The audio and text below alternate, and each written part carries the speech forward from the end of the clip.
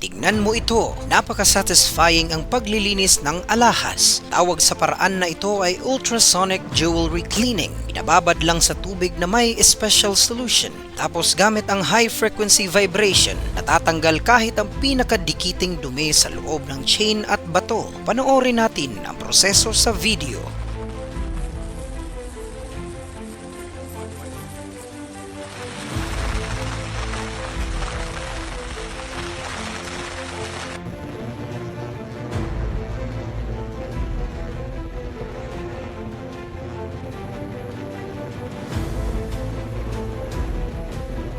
At kung umabot ka dito sa parte ng video na ito, paki-comment kung taga saan ka na malaman ko kung hanggang saan ang inabot ng video. Maraming salamat!